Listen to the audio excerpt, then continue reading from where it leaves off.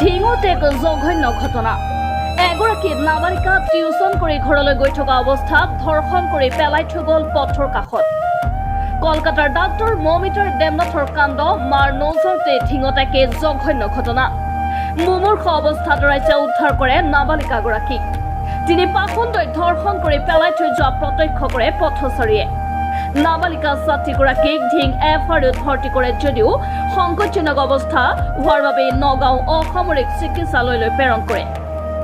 ঘটনাস্থলীত ঢিং আৰু নগাঁও আৰক্ষী উপস্থিত হৈ তদন্ত অব্যাহত ৰাখিছে।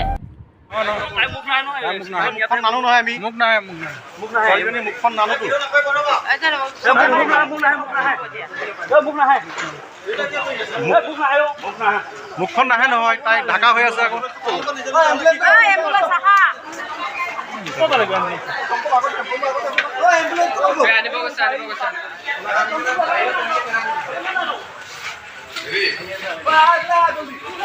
চাইকেল লৈ ছোৱালীজনী পুখুৰী কিনাৰত পৰি আছিলে। তাৰপিছত আমি দেখি পেলাই উঠি গৈছোঁ, নামি গৈছোঁ, সুধিছোঁ। তাৰপিছত ভালকৈ মাত বুলি প্ৰথমে দিব পৰা নাই। তাৰপিছত আমি কৈছোঁ বোলো কোৱা কি হৈছে।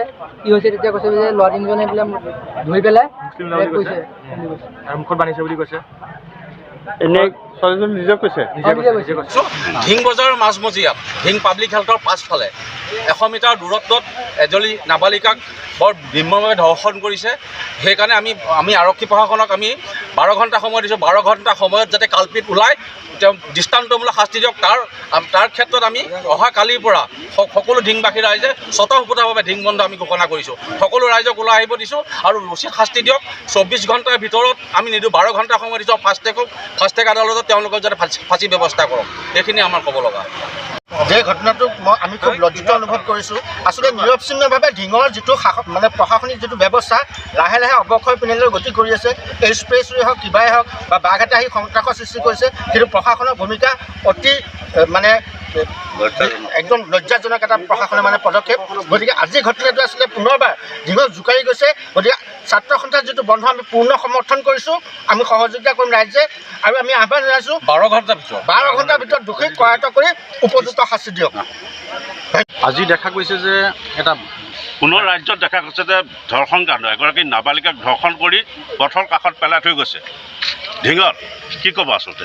হয়, অতিকৈ লজ্জাজনক আৰু দুখ লগা কথা যে কলকাতাৰ ঘটনা মাৰ নাযাওঁতে আজি পুনৰ ঢিঙৰ নিচিনা এখন জেগাত এজনী নাবালিকা ছোৱালীক ধৰ্ষণ কৰি পেলাই থৈ গৈছে। ইয়াৰ বিৰুদ্ধে আমি প্ৰতিবাদ ঘোষণা কৰিছোঁ। অহা কাইলৈৰ পৰা অনিৰ্দিষ্ট কাললৈ, যেতিয়ালৈকে অপৰাধীক কৰায়ত্ব কৰা নহয় তেতিয়ালৈকে অনিৰ্দিষ্ট কাললৈ ঢিং বন্ধ থাকিব। কি ক'ব ঢিং আৰক্ষীক? কি ক'ব যে দিন দুপৰতে সন্ধিয়া নহওঁতে এগৰাকী নাবালিকাক টিউচন কৰিবলৈ গৈছিল, তাৰপিছতে ধৰ্ষণ কৰি পেলাই থৈ গৈছে? কি ক'ব আচলতে? আচুৰ প্ৰতিক্ৰিয়া কি হ'ব? হয়, আৰক্ষী প্ৰশাসনক আমি আহ্বান জনাইছোঁ যে তেওঁলোকে সুৰক্ষা বৃদ্ধি কৰক, তেওঁলোকে পেট্ৰলিং দিয়ক সময়ে সময়ে, আৰু অনতি পলমে অপৰাধীক কৰায়ত্ব কৰক। অন্যথা ঢিং আঞ্চলিক ছাত্ৰ সন্থাই ইয়াতকৈও তীব্ৰভাৱে প্ৰতিবাদ সাব্যস্ত কৰিব।